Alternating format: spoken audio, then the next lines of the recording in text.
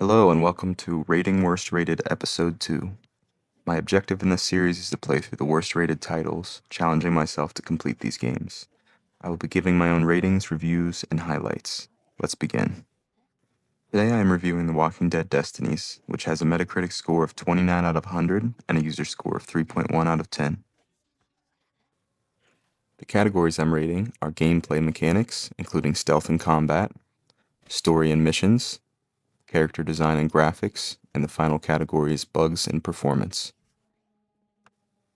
The first category I'm rating is gameplay mechanics, the stealth and combat. My rating is a 2 out of 10.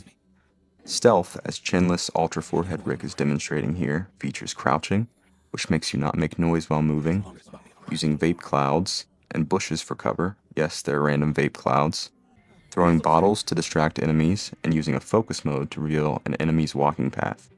You also have a stealth assassination stab when sneaking up behind enemies. For the combat in this game, each survivor has a light and heavy attack, each consuming stamina. If you run out of stamina, you may just stand there and not use a move, or you may do a super slow, fatigued melee swing. You also have a dodge that consumes stamina, and an execute stab that you can do when staggering an enemy.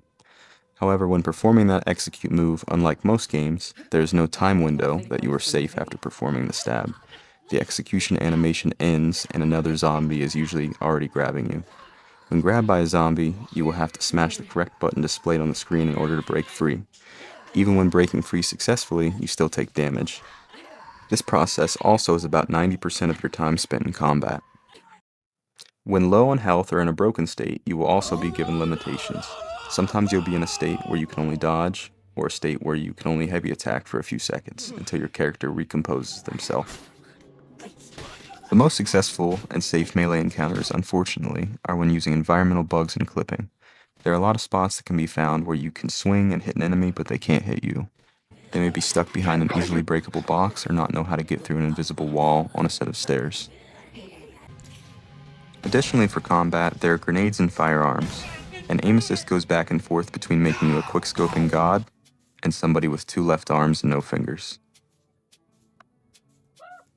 The second category I'm rating is the story and missions, which I'm giving a 3.5 out of 10.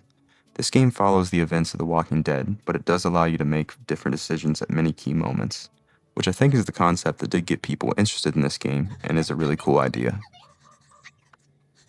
However, the story and gameplay meter is cranked pretty low. You will play a mission, completing a simple task or a very annoying one, then have a cutscene that consists of still frame images of characters with dialogue playing. That will lead you into your next mission. Some of these images are pretty funny. There are 5 acts to play through, with about 4 to 5 missions per act. Typically for a mission it consists of defeating enemies, gathering a certain item, rescuing another survivor, escaping from an area, or defeating a boss. Throughout missions you will also pick up items that look like notebooks or look like boomboxes. These give you skill points that you can put towards a skill tree with some skills that are extremely beneficial, giving you damage reduction, more health, faster recovery, or more damage with certain weapons.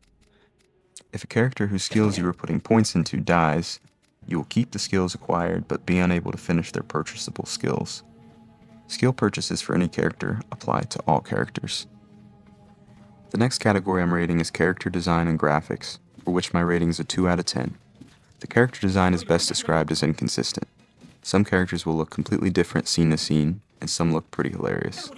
Like Rick, for example, with his forehead and chin ratios changing at different points in the game. And Shane, just looking like an orc sometimes. The graphics during gameplay honestly aren't completely terrible. They can look worse the closer you look at them, but they were better than expected. The final category I'm rating today is bugs and performance, at a 2.5 out of 10. There were many bugs in this game, enemies getting stuck walking into a surface, or getting stuck inside a wall, or my favorite one, which was stuck inside a car. I had a section with crates I had to move to be able to get to an objective item, and I moved one in the wrong direction. 2 crates essentially merged and became unmovable, forcing me to reload the previous checkpoint.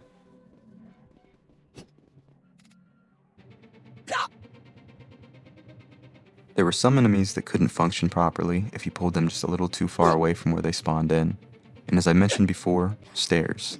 Some staircases that enemies would walk up to and then stop moving or keep walking into an invisible wall.